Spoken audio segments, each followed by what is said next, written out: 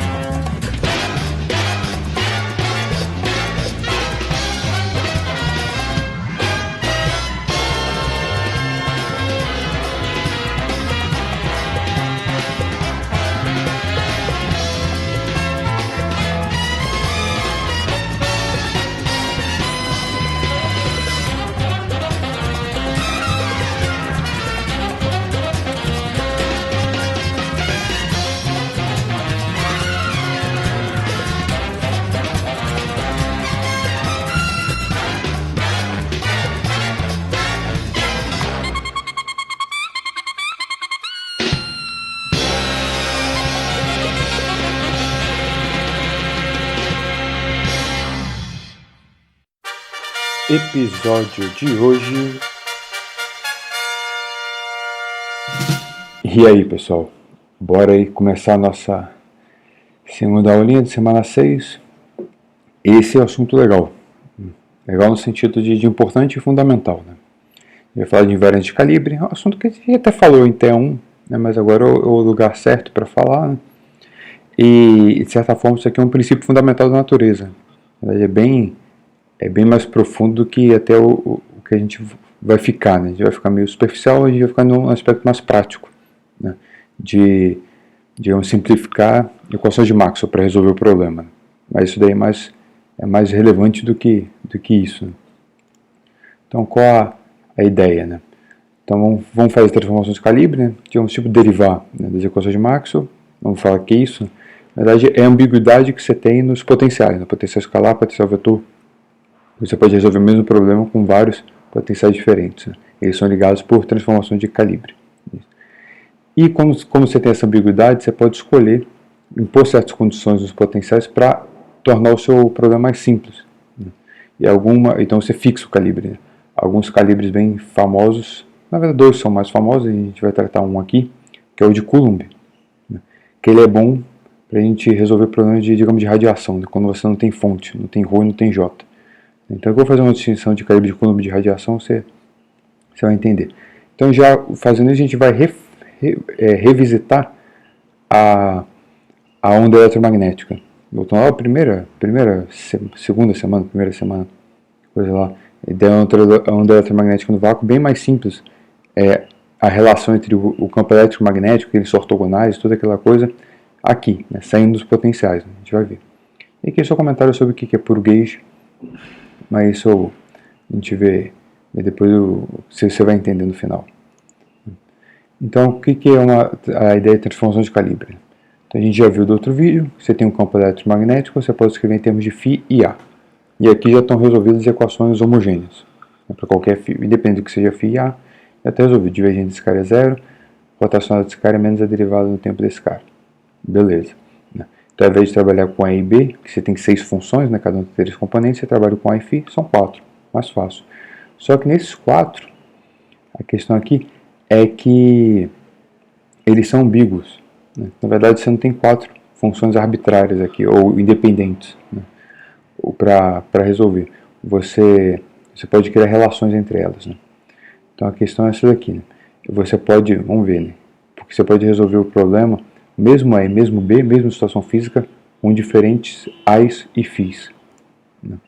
Então vamos ver a ambiguidade, por exemplo, vamos começar no potencial vetor, que é mais fácil, né? Então suponha que você tem uma função genérica aqui, né?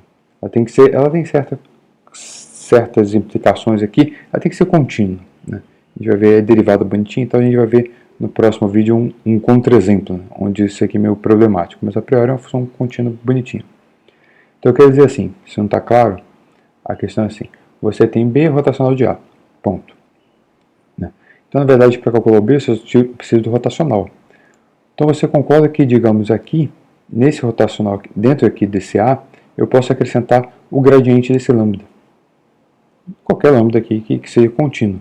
Quer dizer, qual é a condição aqui, né? É que lambda seja uma função de forma comportada o suficiente, né, para quando você tira aqui o rotacional do gradiente, dá zero. coisa que você fez lá na lista 1, de T1. Né? Então aqui na verdade para mostrar isso você tem que mostrar que os derivados permutam, né? Essa de certa forma é a condição. Aqui. Então isso aqui sendo zero, a função seja que satisfaz, eu colocar esse cara aqui ou não, dá no mesmo do ponto de vista físico, porque o que é físico é o B, não é o A. Né? Então na verdade eu posso, ao invés de trabalhar com A, esse outro A que eu estou chamando de A', seria esse cara aqui dentro, né? Ele fornece o A e o A', o rotacional dos dois, eles coincidem, né? Eles são completamente diferentes, né? Então em cada ponto do espaço do tempo eles podem ser diferentes, mas eles são diferentes por um gradiente de uma função. Então o rotacional dos dois coincide. Né? Então o que é físico é o B, o rotacional, então ele escreve o mesmo campo magnético. Então isso aqui que eu quero dizer. Né? Então essa daqui é a sua ambiguidade no potencial vetor. Então quero dizer assim, você pode resolver para um A, eu tenho outro A e ninguém está errado, desde que o rotacional dos dois deu a mesma coisa. Então a diferença dos dois é um gradiente de um lambda. Nem quem ganhar nem perder vai ganhar ou perder. Vai todo mundo perder. Então, né, porque eles coincidem lá, com o mesmo B. Né? Isso aqui que é, digamos que o A não é único. Né? Você pode resolver um problema com vários, na verdade infinitos A's, né? Porque essa função aqui pode ser meio qualquer coisa. Né? E também o potencial escalar, ele também vai ser ambíguo. Né? Porque digamos assim, o A tem relação só com B. Né? O E parece o B só tem relação com A. Né? O E tem relação com A e com φ. Né? Vamos ver que essa ambiguidade no A também cria uma ambiguidade de certa forma aqui no φ. Né? Quer dizer assim, você fez aquela transformação, estou dizendo, ao invés do, vamos tentar descobrir uma transformação para o φ, né? Já do A a gente já sabe, né? Compatível com aquela do A, de forma que o E não mude. Né? Então o que seria um E'? Isso que a gente está chamando de transformação de calibre, não falei, mas é isso. Então aqui seria um outro φ' e um outro A'. Esse A' é o que a gente descobriu, né? É o A mais o gradiente. Então se eu boto aqui o A mais o gradiente. Repara aqui que tem gradiente, vamos botar esses dois juntos aqui, gradiente. Então botei aqui sinal de menos, aqui ficou esse cara daqui. Né? Então aqui foi o gradiente φ' mais esse derivado no tempo de lambda, menos aqui derivado no tempo do A. E eu quero que isso aqui dê o E, né? O mesmo E. O E dado por esse cara aqui, sem linhas. Então aqui já está o sem linha, então isso vai dar certo se isso daqui for o φ. Né? Ou seja, o φ' seria o φ menos esse cara daqui. Então quando o A transforma com, se eu transformo, ao invés de eu trabalhar com A, eu trabalho com A', que é A mais o gradiente de lambda, e ao mesmo tempo eu faço, junto com isso, eu faço ao invés do φ, eu faço um φ' que é φ menos derivado no tempo do mesmo lambda, o E e o B não mudam. Né? Então o campo elétrico fica invariante, o campo magnético fica invariante. Então na verdade esse lambda aqui, ele muda a mesma função lambda, né? Ele muda tanto o potencial escalar quanto o potencial vetor, e não muda os campos físicos. Né? Então resumindo aqui, isso aqui que a gente chama de transformação de calibre, né? Muita gente de jargão usa o gauge, né? Que é a palavra em inglês. Né? Então aqui provavelmente vou misturar os dois.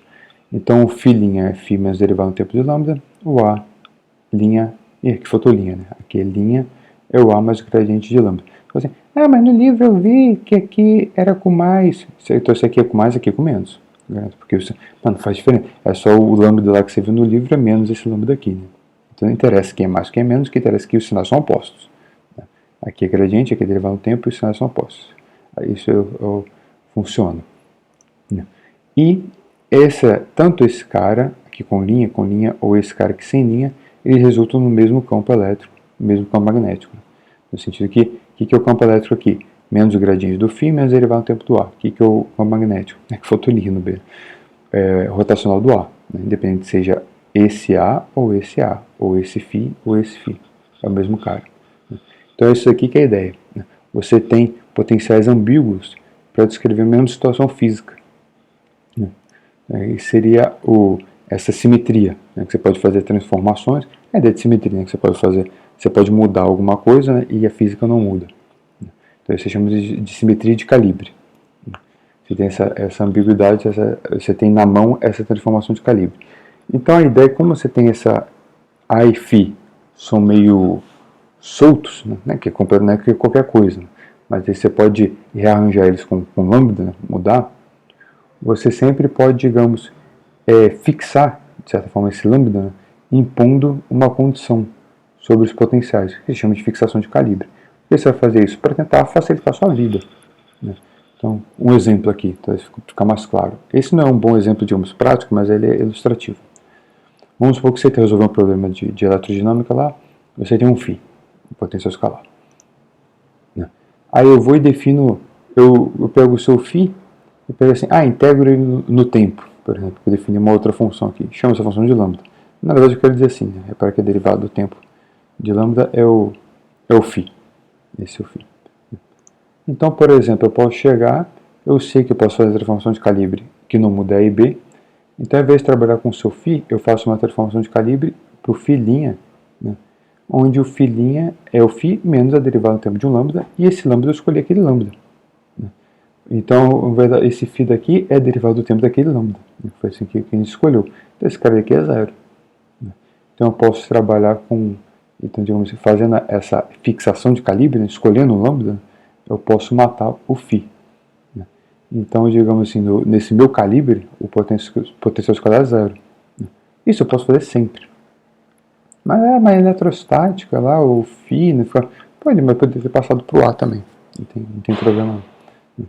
Mas é claro que uma vez, vamos supor que você já resolveu o problema com A e φ, né? Se no meu φ' é zero, né? Então eu escolhi o lambda. Então, você já sabe que o lambda, você tem que vir aqui no lambda, botar o mesmo lambda aqui, tirar o gradiente dele para saber o que é o meu A, né? Então, eu mudei, baguncei, vamos supor, até provavelmente eu facilitei o φ, mas eu posso ter bagunçado o A, né? Então, isso daqui é a lógica. Então, digamos assim, a mesma situação física, isso tem que ficar claro aqui, é que você tem uma família infinita, né? Porque esse lambda é uma função de x e t, né? Você pode fixar esse calibre de infinitas formas. Você pode transitar entre infinitos φ's e a's que te dão o mesmo resultado físico. E como você tem essa escolha, né, você sabe que existe isso, a ideia sempre dessa transformação de calibre é você tentar buscar um par φ-A, né, que fique mais fácil o seu problema. Então, digamos assim, vou tentar, digamos assim, acho que aqui fica um pouco mais claro, tentar inverter, né, a lógica, né? Ali a lógica que eu fui ilustrar, assim, você já tem o φ, e eu estou achando um lambda lá para matar esse φ. Mas geralmente o legal aqui é isso, né? Você sabe que você tem essa carta na manga, então, digamos, você pegou a sua equação, você vai buscar uma condição sobre φ e A que fique mais fácil o seu problema, né? Então, digamos assim, você vai fixar esse calibre antes de resolver o problema, né? Então, eu quero dizer assim, por exemplo, eu vou fazer assim, né? A ideia é que eu peguei minhas equações lá de Max, lá meu problema, e falei, não, φ é zero. Eu fixei meu calibre, usei essa ambiguidade que eu tenho, né? Então isso se chama de calibre temporal. Porque temporal a gente vai entender isso depois, né? Se fosse uma componente do A, seria um calibre axial. Poderia fazer AZ igual a zero, né? Também não tem problema nenhum, né? Mas quer dizer assim, você fez isso e começou os cálculos. Calculou. Aí você começa a perguntar, mas, sei lá, eu resolvi com φ igual a zero, você resolveu com φ não nulo, né? E o potencial, se ele é zero aqui, ele é sempre zero, né? Você pode, depois tem outra questão aqui, você pode fazer isso, né? Porque vocês adoram perguntar, você pode fazer isso, você está roubando, por que você fez φ igual a zero? O cara pode resolver e o φ dele não ser zero. A questão é que não tem problema nenhum, que eu quero dizer assim, eu resolvi, a priori, eu botei φ igual a zero nas equações todas, porque eu quis, né? Aí vamos supor assim, e por que isso não tem problema? Porque uma vez que eu termino vamos supor que eu achei o campo A e B, né? Já está no meu resultado físico, né? Aí eu falo assim, mas eu quero passar agora para um outro calibre, né? Quer dizer, onde o φ não é zero, por exemplo, você resolveu o problema com outro φ e o seu φ não é nulo. Não tem problema, a gente vai fazer uma transformação de calibre, esse daqui é o meu, esse cara é zero, né? Então, esse cara aqui é zero, beleza? Então, φ' é menos essa derivada aqui. E o que eu estou afirmando é que o seu φ, que não é nulo, é isso, né? Então existe uma função lambda, né, que você pega menos a derivada no tempo dele e dá o seu φ. Então, se a gente acha esse lambda, né, ou nem preciso achar, mas eu sei que existe um lambda, então eu sei que você pode resolver o problema depois com φ não nulo. E eu posso relacionar o meu com o seu. Né? Tá? Para depois, então, se a gente relaciona os φ, a relação entre o meu A e o seu é automática, né? Porque se eu determino esse lambda, eu sei que a diferença do meu para o seu é o gradiente de lambda. Essa que é a ideia. Então a parte legal aqui é isso, você olhar para suas equações e falar assim, como é que é um jeito de facilitar isso? Vou fazer alguma coisa, por exemplo, fiz φ igual a zero. Isso não tem problema nenhum, você não está restringindo o seu sistema, ou você ainda vai estar resolvendo um sistema físico, não tem problema, porque uma vez resolvido naquele calibre, você pode passar para outro calibre, depois fazer uma transformação de calibre. Essa é a ideia aqui. Então, agora só para a gente ir para a próxima parte, né, é que você pode fixar esse calibre, né, de um jeito mais prático. Né. Esse calibre que eu estou falando, o temporal, né, geralmente ele não é muito útil. Dependendo, algumas vezes, dentro de algum problema específico, uma outra fixação de calibre é interessante. Mas a gente está no contexto meio geral aqui de equações de Maxwell, lembra que as equações homogêneas já estão resolvidas. Né? Falta agora olhar para as equações não homogêneas. Então, para as não homogêneas, elas ficam mais fáceis em alguns calibres específicos. Né? Esses calibres são mais famosos. Então, vamos pegar aqui as equações de Maxwell não homogêneas.